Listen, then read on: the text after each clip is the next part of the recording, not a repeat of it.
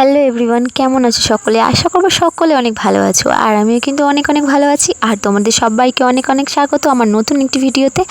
আর আজকে আমরা গিয়েছিলাম একটা ডিনারে। তো অনেক দিন যাবৎ হচ্ছে আমরা কোথাও ঘুরতে যাই না, যেহেতু পাপানের পক্স হয়েছিল, দিন তারপর আমারও হয়েছিল।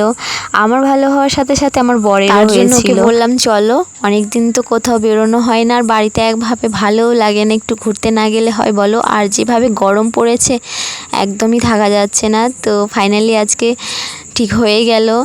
আর ও না কাজের সূত্রে বেশিরভাগ টাইম বাইরেই থাকে, যেটুকু সময় বাড়িতে থাকে আমাদের সময় দেয়, ঘুরতে নিয়ে যায়। আর পাপানকে আমরা একটু সাথে কমই নিই, কারণ বাচ্চা তো, ওকে হ্যান্ডেল করতে আমি অতটাও পারি না। ওকে আমার শাশুড়ির কাছে রেখে যাই, ধরে বিরিয়ানি খাওয়ার জন্য বায়না ধরেছিল। তো আমি ওকে বললাম তো চলো ওকে কিন্তু সাথে নেওয়াই যাক, কোনো প্রবলেম হবে না, দুজন আছি তো ঠিক হ্যান্ডেল করে নেব। আর বাইকে তো বেশি একটু ভয় লাগে, ছটফট করে বেশি। তো দেখো এদিকে কিন্তু আমরা মোটামুটি চলে এসেছি।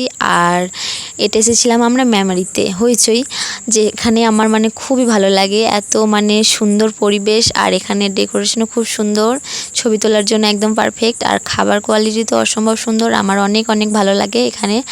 যখনই আমরা আসি তো এখানে তো আসি, দুর্গাপুজোতে তো 4 দিন বেরোই, 4 দিন আমরা এখানে মাস্ট আমাদের ধরা বাঁধা। তো চলো, এখানে কিন্তু আমরা অর্ডার দিয়ে দিয়েছিলাম একটা হায়দ্রাবাদি হান্ডি বিরিয়ানি, আর সাথে ছিল মোমো, যেটা আমার অনেক পছন্দ। এখানকার মোমো অনেক সুন্দর, অনেক টেস্টি।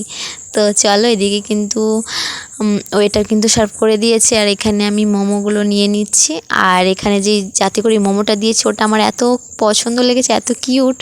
তো চলো, এদিকে কিন্তু আমি এখানে একটা চিকেন মোমো অর্ডার দিয়েছিলাম, আর এত টেস্টি, তোমরা না খেলে গাইস বিশ্বাসই করবে না। তো তোমরা যারা আছো মেমারির আশেপাশে তো অবশ্যই গিয়েছো বা যাওনি, তো গিয়ে দেখতে পারো, খুব সুন্দর।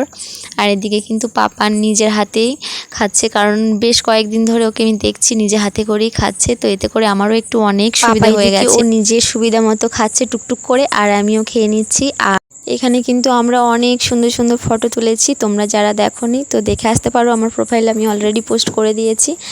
আর চলো, এবার কিন্তু আমি একটু বিরিয়ানিটাও ট্রাই করে নিচ্ছিলাম। এখানে বিরিয়ানিটাও খুব সুন্দর ছিল, এটা ছিল হায়দ্রাবাদি হান্ডি বিরিয়ানি, এটা অসম্ভব সুন্দর ছিল।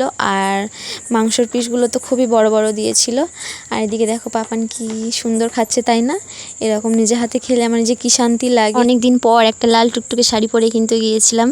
আমি শাড়িটা একটু কম পরেই বের হই, কারণ বাইকে খুবই অসুবিধা হয়। তো ভাবলাম চলো, প্রায় তো জামা পরা হয়, আজকে না হয় একটু শাড়ি পরি। আর এই বেনারসিটা আমার শাশুড়ি মা কিনে দিয়েছিল আমার ভাগ্নির বিয়েতে, তো তখন একবারই পরেছিলাম, আর এই একবার। তো জানিও তোমরা শাড়িটা পরে আমার কেমন লাগছে। চলো, খাওয়া দাওয়া তো প্রায় কমপ্লিট হয়ে গেছে, এবার বাড়ির উদ্দেশ্যে বেরোনো যাক, যেহেতু অনেকটা রাত হয়ে গেছে। আর বাচ্চা নিয়ে যেহেতু এসেছি একটু তাড়াহুড়োই করছিলাম, 10:30 11টার মতো বেজে গেছে।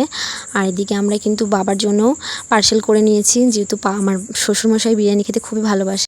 আর ভিডিওটা কেমন লাগলো তোমরা কিন্তু অবশ্যই জানিও। আজকের মতো এতটুকুই, দেখা হবে পরের কোনো ভিডিওতে, ততক্ষণে তোমরা সুস্থ থেকো, টাটা অ্যান্ড টেক কেয়ার।